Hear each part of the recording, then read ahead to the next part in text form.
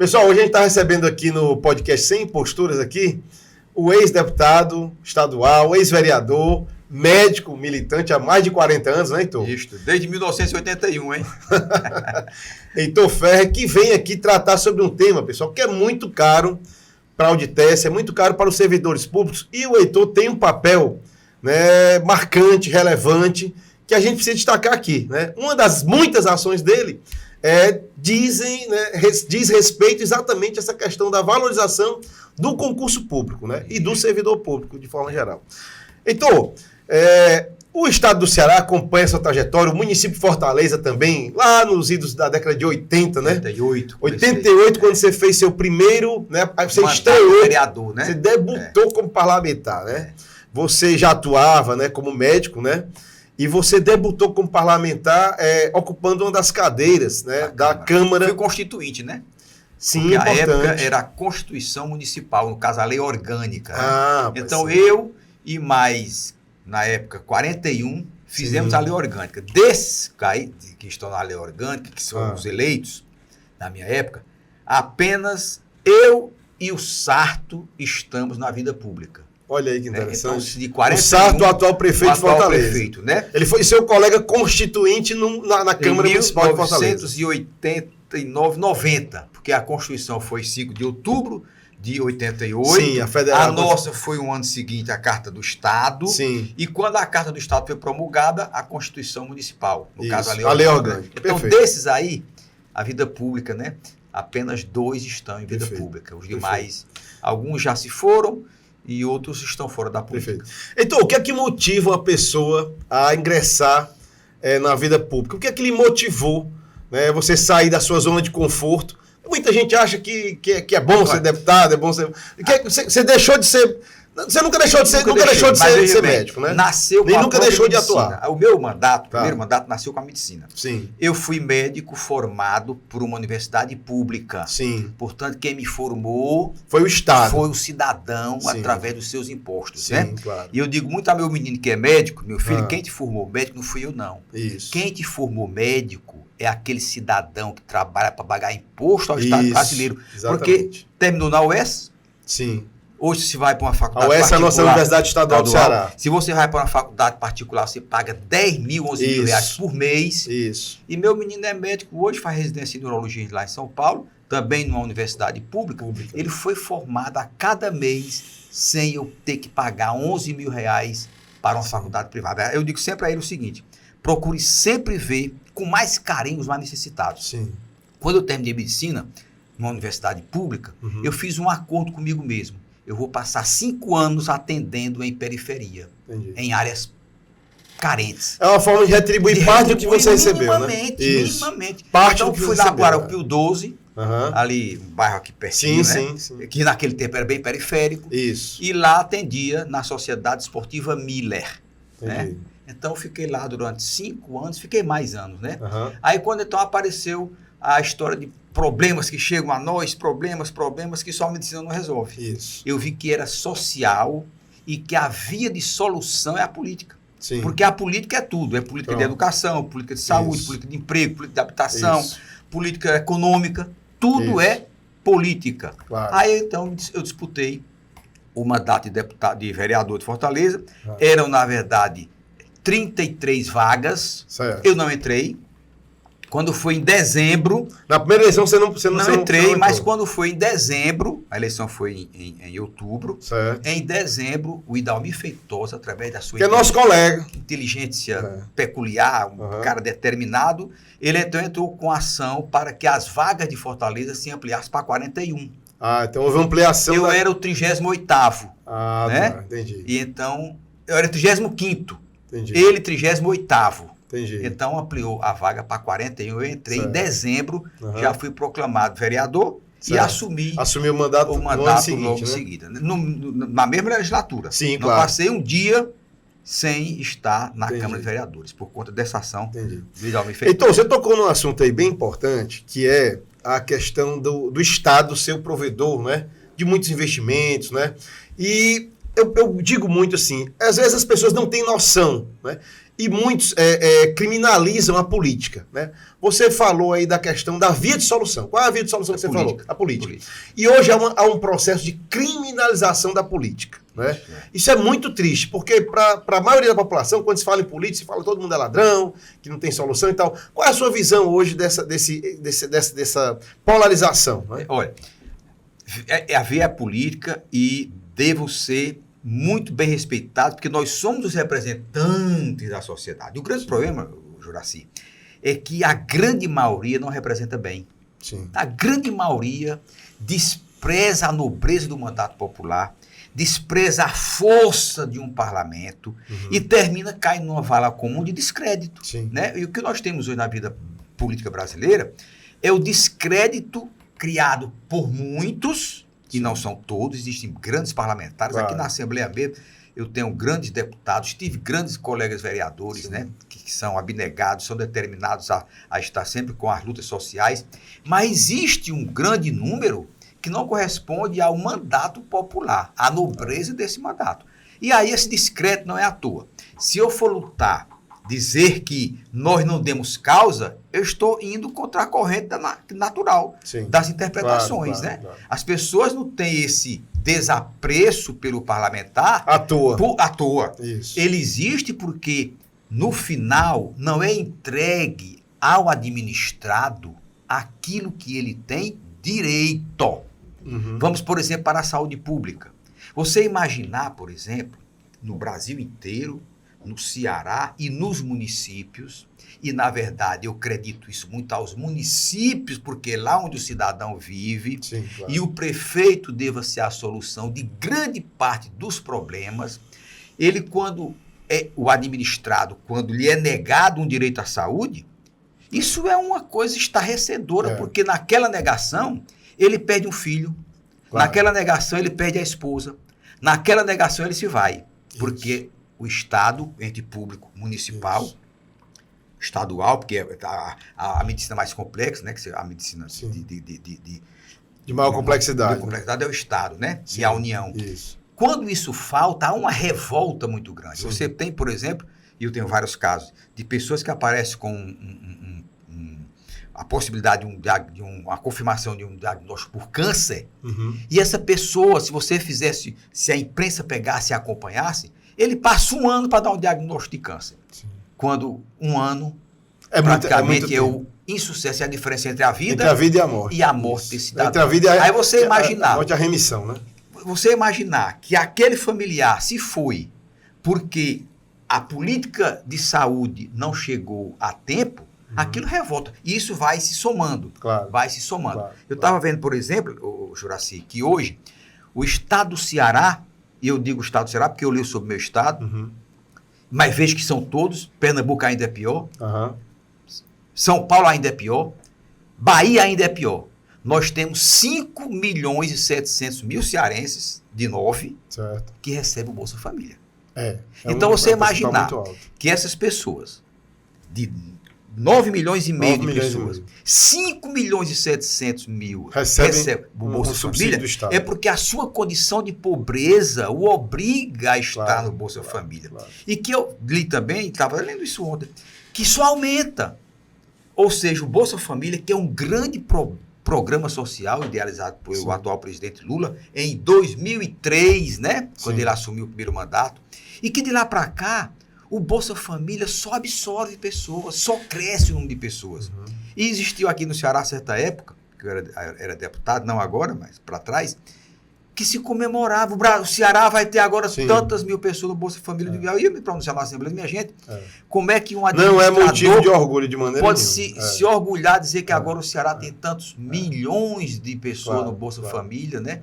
Quando isso denota que o Estado é pobre, com a população pobre, sofrida e com desigualdade social. Né? Na outra ponta, Heitor, é importante a gente ressaltar também que há por parte, principalmente da classe média, às vezes até da classe baixa mesmo, que não recebe, há uma rejeição ou uma reprovação pelo fato do Estado eventualmente pagar. Mas não pode deixar de pagar, porque nesse caso é o oxigênio que está se precisando naquele momento.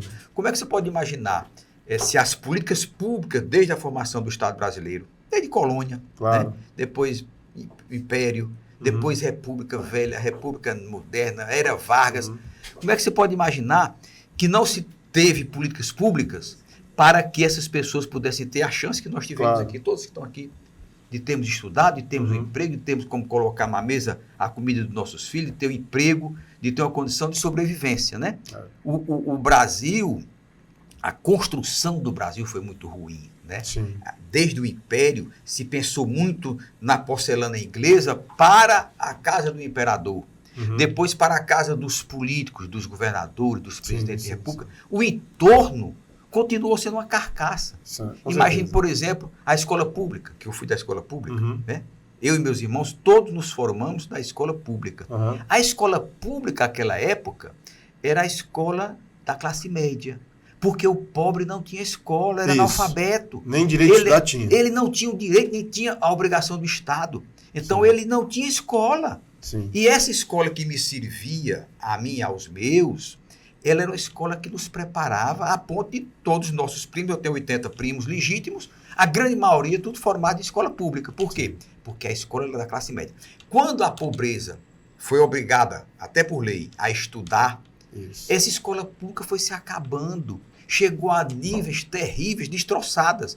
E que mesmo hoje o Ceará é um exemplo de escola pública, mesmo assim, essa escola pública não consegue competir com a escola privada. E aí, esses que estão na escola pública não conseguem galgar, né, as benesses do estudo que muitos que estão nessa sala conseguiram. Perfeito. Então, você chegou isso aí leva ao descrédito, né, da classe política, porque tudo é política. Certo. Até essa construção ao longo desses anos todos que chegamos até onde estamos. Então, vamos entrar no foco concurso público, né? E está linkado com isso que a gente vem conversando até agora, né? Porque a gente tem um Estado que recolhe parte da riqueza da população em forma de tributos, né? E tem a obrigação de retribuir, serviços. Né? Ou em serviços, ou em programas de redistribuição de renda, infraestrutura, saúde, segurança, educação, né? Você, Heitor, foi autor de um projeto de lei, não foi isso? Que obrigou o nosso Tribunal de Contas do Estado a suprir, né, vagas de auditores por meio do concurso público. É uma grande marca que eu tenho, né?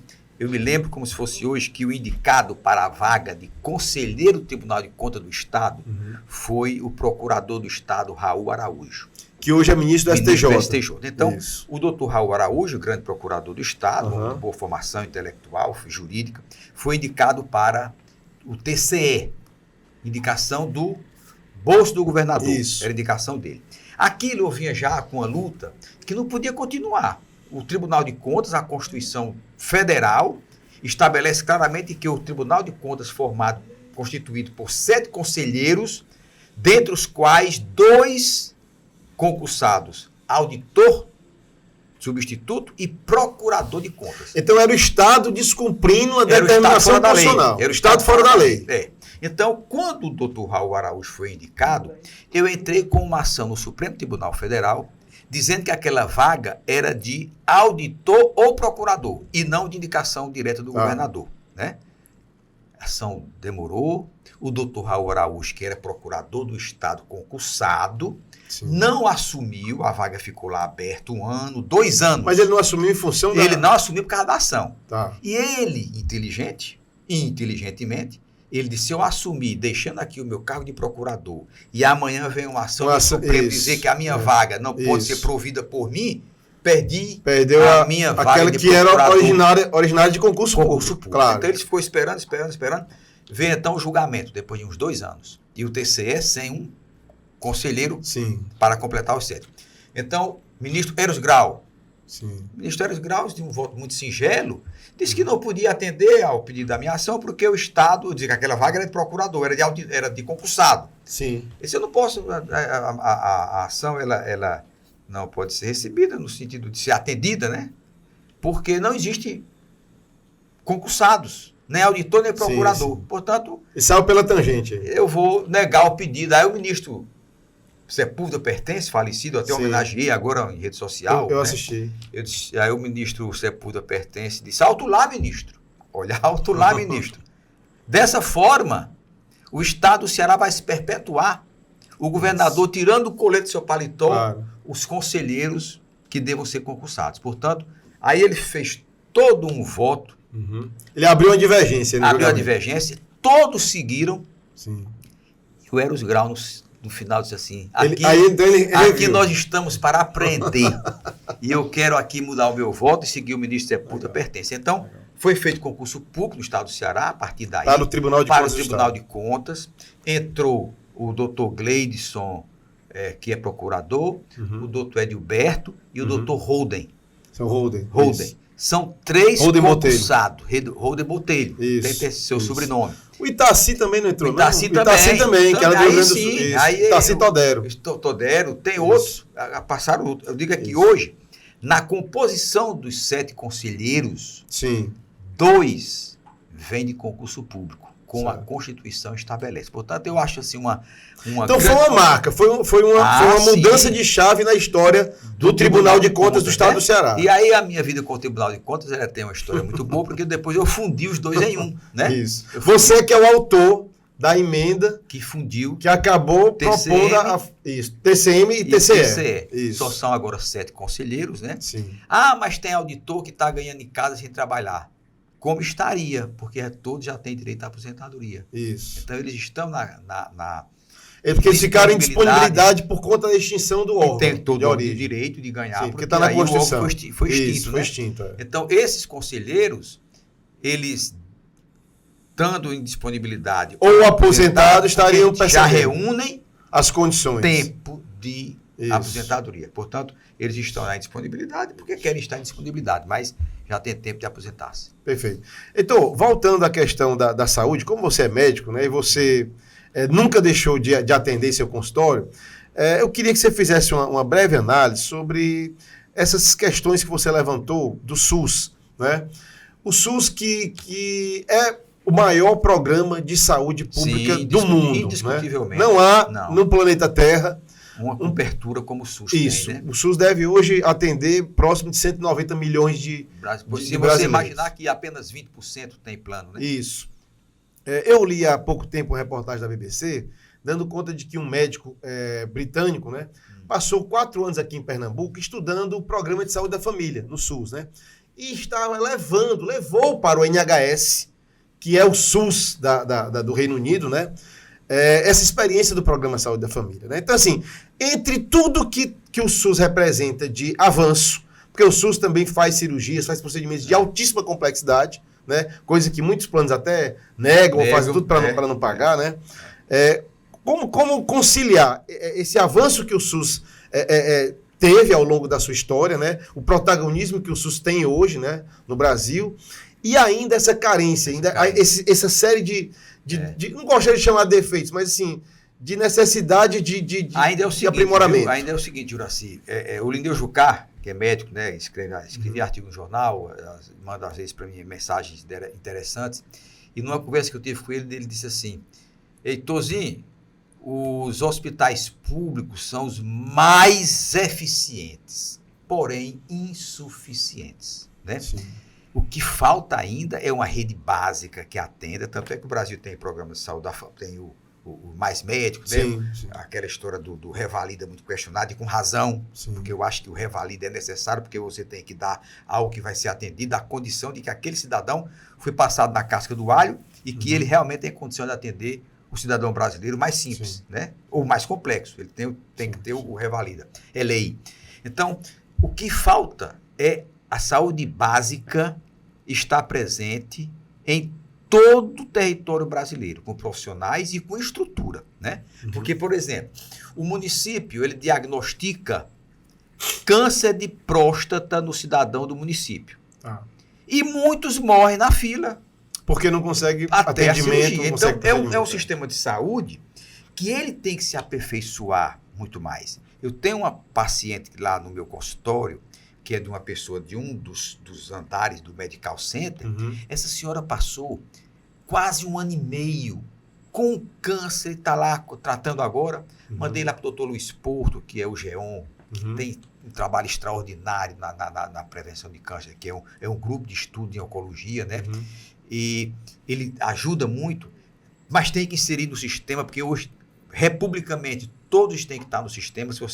Eu posso lhe atender no meu consultório, mas se você tiver uma complexidade maior, você vai ter que ir para o SUS e vai ter que sofrer a fila do SUS, né?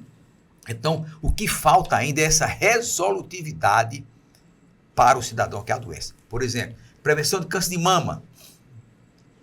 Se você for ver a via cruz que a pessoa leva para fazer a sua mamografia, é terrível, né? É terrível. Então, tem muita coisa a ser ajustada dentro do grande programa de saúde, que é o Sistema Único de Saúde. Heitor, e no caso, o SUS é um programa exitoso, é um programa, a gente não pode dizer que é um programa falho na sua essência, ele na sua essência ele é exitoso, tocado por servidores públicos. Né? Tocado por servidores públicos, eles ingressam aí por concurso público, né? Mas não é assim. Se você for para o Hospital Geral de Fortaleza, por exemplo, você tem uma minoria concursada. Se você for para a Secretaria de Saúde do Estado, que agora vai receber uma grande leva de servidores concursados por conta da FunSaúde, criada pelo Cabeto, inteligentemente criada pelo Cabeto. Cabeto é um ex-secretário de Saúde Pública aqui do Ceará. Do Ceará. E porque o nosso programa, então, vai ser assistido por gente do Brasil inteiro. Né? Do mundo. Ah, sim, é. Então, o Cabeto foi secretário, teve uma marca muito positiva durante o pouco tempo que ficou lá, pelo seu espírito. E o que era a FunSaúde? Era justamente para evitar que o Estado fizesse a contratação de cooperativas. Tá. Né? Você tinha lá um bom salário, você tinha contratação não mais estatutária, mas pela CLT, mas pelo menos era uma garantia. Então, todos seletistas. Agora, e aí quem foi que virou essa chave? A intimidade disso é que a FunSaúde não prosperou e o Elmano teve que agora... Elmano de Freitas, atual governador do Estado. Considero uma boa medida que transformou todos esses seletistas em estatutários. Nós vamos ter agora um grande número de médicos estatutários, que é aquele médico, o Juraci, que tem mais compromisso com o Estado, né? É status, né? Sim. É o estatutário. Ele tem mais vínculo com a comunidade. Foi uma lei que ele passou. Mudou a lei. Então absorveu todos esses... Eu acho que vão ser 7 mil servidores da saúde. Né? Entre médicos e enfermeiros. E outros profissionais, e outros profissionais da isso vai dar Isso, de qualquer maneira, vai reestruturar o que estava acabado. Certo. Porque até a força, aí eu vou ser um pouco egoísta, né? A força de pressão que o médico tinha há algum tempo atrás, quando fazia greve, deixou de existir, né? Hoje o órgão que tem mais força numa greve é o Zé Frota, porque todos são concursados, né? Sim. Aí sim, o município do Zé Frota tem esse grande número de concursados. No estado do Ceará estava desaparecido. Perfeito. Ressuscita agora com a absorção dos que passaram no programa de FunSaúde. Heitor, nós temos um presidente que está no 3º mandato, né? Talvez seja um dos poucos políticos no planeta que tenha participado de 3, né, vencido 3 eleições. 2 dessas na oposição. Né? Ele venceu 3, mas 2 estavam na oposição. 2 na oposição. Não é fácil. Não é fácil. Nós temos um presidente que criou, salvo engano, 83 universidades nos seus primeiro e segundo mandato, 173 campi das antigas escolas técnicas que ele elegeu, subiu à posição ao status de universidade, porque são institutos federais de educação, né? Recentemente, um afilhado meu se formou em medicina, lá em Barbalha, né? E eu visitei Barbalha quando eu era menino, e tinha visitado há pouco tempo, antes do Lula criar lá, a Universidade Federal de Medicina, lá em Barbalha, né? E a alocação de um equipamento como uma universidade pública de medicina num município como Barbalha transformou completamente o entorno. A cidade se reestruturou, né? A gente tem hoje lá hospitais, a gente tem clínicas, a gente tem centros de exames e tal. Qual é a tua visão com relação a esse movimento que foi feito pelo Lula, né? Que tende a ser replicado agora, e que foi feito aqui no estado do Ceará, quando o estado do Ceará criou 3 hospitais regionais, né? Grandes hospitais regionais, né? Qual é a tua visão dessa interiorização do serviço da saúde? A gente tem que ser muito coerente para não perder a credibilidade. Claro. Né? Eu fiz muitas críticas ao governador Cid Gomes, né? Da viagem da sogra, que ali foi uma marca, porque como é que você pode pegar um aviãozinho e levar a sua sogra para a Europa fazer uma turnê durante o carnaval, né? As mulheres de secretária fizeram, digamos assim, uma farra social com dinheiro público. Com dinheiro público. E então eu denunciei, fui para a imprensa, fiz pronunciamento. O Cid pediu perdão pelo fato de ter feito isso, e de lá para cá, nenhum governador mais tem coragem de alugar um jatinho para fazer. Para levar a sogra. Para levar a sogra ou amigos, né? Ou tá se deslocando só, né? Que é uma medida de austeridade com recursos públicos. Claro, afinal de contas, não então, tá eu fiz muita crítica ao Cid Gomes com relação ao Ronda do Quarteirão, que aquilo foi uma grande enganação. Né? Você fazia aquela história aquelas Hilux, tudo pintada de rosa, que ia ser a solução da segurança pública no estado do Ceará, uma pura mentira. Né? E que ganhou a eleição, derrotou o Lúcio Alcântara, com aquela história do Ronda do Quarteirão, porque a violência era tão grande, ainda é, que aquilo foi um alento, uma esperança, né? Mas eu tenho sempre a responsabilidade de dizer que o Cid foi o grande estruturador da saúde pública no estado do Ceará com a construção dos hospitais regionais. É uma marca extraordinária. É inimaginável o estado do Ceará, que foi à época programado pelo próprio Tasso, esses hospitais regionais, mas não conseguiu fazer. Não conseguiu implementar. Que teria sido assim, 100%, né, do governo do Tasso, se ele tivesse feito esses hospitais regionais, não conseguiu fazer. O Cid fez. Isso. Então, os hospitais regionais são exemplos de descentralização da saúde pública, né? E são grandes marcas do governador Cid com as policlínicas. Então não foram só hospitais. Hospitais regionais e as policlínicas. E as policlínicas ele espalhou por onde? Tem várias no estado do Ceará. Várias no estado do Ceará. Então, você tocou... Então é uma grande marca, né? Como o Lula tem a grande marca nessa distribuição de universidades, né? Claro.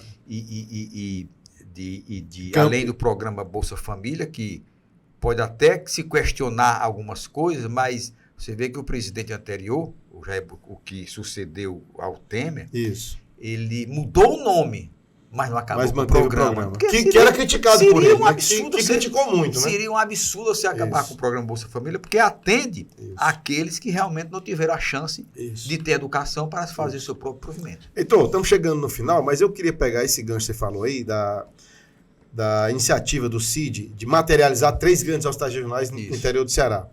Em 2020, quando estourou a pandemia, que tivemos aquela crise de oxigênio lá em Manaus, né? Eu escrevi um artigo, que foi inclusive publicado num jornal de lá, chamando a atenção para exatamente isso. Até 2020, o Amazonas inteiro não tinha unidades de UTI fora de Manaus. Tá aí o drama, né? Por isso quantas pessoas morreram. Quantas pessoas morreram. E aí como é que aquele que perde o seu familiar por conta disso perdoa o governo? Isso. Seja ele qual for. Porque o poder público tem que dar solução disso, né? A pessoa não teve a previsão de que iria matar pessoas por uma omissão do poder público. Foi o que aconteceu em Manaus, né? Isso. Que teve CPI e tudo, e que as CPIs, infelizmente, redundam nisso. Até agora não tem punidos, né? Mas eu acho que a CPI cumpre um papel de expor e eventualmente produzir prova, né? Para municiar o Ministério Público, que é quem efetivamente vai poder proceder às denúncias. Então, estamos chegando no final, né? Já queria agradecer aqui a sua presença. Você é sempre um papo tranquilo, leve, a gente pode estar conversando. Eu queria abrir aqui para você fazer as suas considerações finais e você também dizer o que aqui a sociedade cearense ou o município de Fortaleza pode esperar do médico, Heitor Ferrer, e do político, Heitor Ferrer. Toda hora que eu chego nos cantos, aí diz assim, doutor Heitor vai concorrer o ano que vem, né? Vai para prefeito. Eu digo, olha, tira essa história da cabeça, porque eu não aguento mais uma disputa para a prefeitura de Fortaleza, né? Porque até prefeitura é o seguinte, política é um cavalo selado. A minha grande chance foi em 2012. Você chegou quando eu estava em primeiro lugar e a pesquisa me botou em quarto. Isso. Aí aquilo ali, Juraci, na noite eu recebi vários telefonemas de colegas meus médicos. Dizendo que não tinha votado em você. Eu não vou votar em ti amanhã porque tu tá em quarto lugar e eu tô com o PT, vou votar no candidato do Ferreira Gomes. Para não eleger o PT. Ou então o contrário, tem o Rosso Ferreira Gomes, vou votar no candidato do PT. Ou seja, foi um voto útil. Quando abriram as urnas, você estava... Eu fiquei a 15 mil votos do prefeito eleito. A 15 mil votos, né? Então, ano que vem, não tem a menor possibilidade de candidatura minha, nem para prefeito, nem para vereador. Hoje eu ia saindo de uma farmácia e tem lá um grande eleitor meu, conquistado no meio da rua, né? Com o que ele me conhecia. Ele disse, doutor, vai ser vereador. Eu, não posso, não tenho interesse em ser vereador, mas não, porque vão dizer que eu estou querendo é mandato, né? Eu quero é mandato. Não, mas o senhor está eleito, igual ninguém está eleito sem a abertura das urnas, né? Mas não serei. Agora, se daqui 26. a 3 anos e meio, né? 3 anos e meio, eleição, 26, né? 3 anos e meio, se eu reunir condições, se eu vi que os deputados de oposição não fizeram devidamente o papel que deva fazer a oposição, com responsabilidade, com critério, e a gente sente isso quando anda, e houver uma possibilidade de concorrer, aí eu posso até concorrer, né? Até lá. Então, eu vou relembrar aqui um projeto de lei que você levou a cabo na Câmara Municipal, né? Para quem não sabe, o Heitor foi autor de um projeto de lei que vetou a possibilidade dos postos de serviço, os postos de combustíveis, terem autosserviço. Autosserviço, foi interessante. E cite aquela história que você chegou para abastecer. Eu cheguei, quando eu cheguei no... Explica o que foi o projeto, Heitor. Era o seguinte, as bombas... Que a gente chegou a ter. Fortaleza chegou a ter posto de gasolina com autosserviço. Ou seja, você chegava e você mesmo colocava combustível. Pouca gente aí lembra disso aí. Apresentei um projeto de lei proibindo isso em Fortaleza. Sim. E não logrei êxito. Mas aí o Fernando Henrique Cardoso foi quem fez a lei nacional. Copiou a sua ideia. E proibiu a instalação de posto de autosserviço. Portanto, eu mantinha as pessoas empregadas, né? A gente pode dizer que isso foi uma medida que, de certa forma, ela segurou... O presidente me copiou. E preservou... É muita petulância, né? E preservou milhares de empregos, Sim, né? Preservou milhares de empregos, né? Veja bem, eu sei que hoje posto de saúde já não é essa maravilha toda, né? Porque posto de gasolina. Posto de gasolina. Porque o que leva é a rotatividade. Isso. E, obviamente, quanto menos você pagar empregados, mais vai entrar caixa, dinheiro no caixa na mente do empresário. Né? Mas aí você cria no seu entorno pobreza. E a pobreza, ela gera uma série de infortúnios que termina na pior, que é a violência. Porque você não pode imaginar que uma pessoa que não tem o que comer, que não tem um remédio para dar para sua criança, que não tem um alento, uma visão de que possa melhorar a sua vida, ele se transforma num animal que come, num animal que fala, né? Ele perde toda a racionalidade. E quem produz emprego e renda tem que ter isso na sua consciência, de que ele é instrumento de modificação. Heitor, ao longo dessa sua jornada como médico e como parlamentar, o que é que mais te gratificou, assim, nas duas jornadas, assim, até hoje? O que mais me gratifica é saber que eu fiz inimigos. Por quê? Porque em vida pública, quem não faz inimigos não fez nada. Vou lhe dar aqui um exemplo. Eu estava no velório e tinha uma senhora. E eu fui cumprimentar, esse era o sepultamento do Dr. Leopoldo Farias. E quando eu então me dirigi para uma mesa, umas cadeiras que estavam lá, e falei com um e com outro, aí ela olhou para mim assim, você é muito perverso. E aquilo me chocou, porque num velório, né? Eu digo, vixe, o que é que eu lhe fiz? Aí ela disse, você tirou o emprego da minha filha. Aí eu digo, do Tribunal de Contas, né? A história do Tribunal de Contas. Então, sua filha não era concursada, era cargo comissionado, e na fusão ela perdeu. Aí a dona, uma cunhada do doutor Leopoldo, irmã da dona Ieda, me pegou, viu aquele correntesse, me pegou. Aí eu disse, quem é essa senhora? Aí ela disse, é a esposa do ex-governador fulano. Aí eu digo, eu tenho que voltar lá para dizer que eu não sou tão perverso assim. Por quê? Depois eu vou dizer a ela que eu não tomei a pensão que ela recebe do marido dela, porque passou apenas 6 meses no governo. Então eu acabei com pensão de governador. Foi. Veja bem, eu acabei com um abuso de privilégio, que era o governador do estado ou vice, que passasse 6 meses como governador, reunia já o direito de uma pensão vitalícia com salário de desembargador, para nunca variar. Ou seja, um mandato, 4 anos. Não, bastava 6 meses. 6 meses. A lei, a Constituição diz, o governador e o vice. Então isso abria margem para o governador se licenciar e o vice passava 6 meses. 6 meses do mandato. Hoje nós temos esse governador. Terão direito a uma pensão vitalícia com salário de desembargador. Era a lei. Por exemplo, quando eu acabei isso em 2006, e aí o grande presidente Marcos Calles, que assumiu um compromisso de botar... Marcos Calles, na época, deputado estadual, presidente da Assembleia Legislativa do Estado do Ceará. O Marcos Calles disse, Heitorzinho, eu boto até terminar o mandato. Isso eu botou em 2006, no final do ano. Tá. Então eu consegui aprovar uma emenda à Constituição retirando esse abuso. E como é que conseguiu o voto? Como aí foi que veja- conseguiu o voto para isso? Convencimento. Convencimento. Como é que você pode pegar um cidadão? Eu pago 35 anos para me aposentar como médico. Você como Mas houve uma aposentador, pressão da 35 imprensa também, tu já também. tinha jogado isso na Olha, imprensa e sem tal. imprensa ninguém faz nada. Hoje rede social, né? E Isso. imprensa, né? Porque quando a Isso. imprensa entra no jogo, aí você vê é como uma chuva e a imprensa é a grande chuva. Rede social é a irrigação, né? Uhum. Então a imprensa entrou nisto e eu consegui então acabar com a aposentadoria do governador.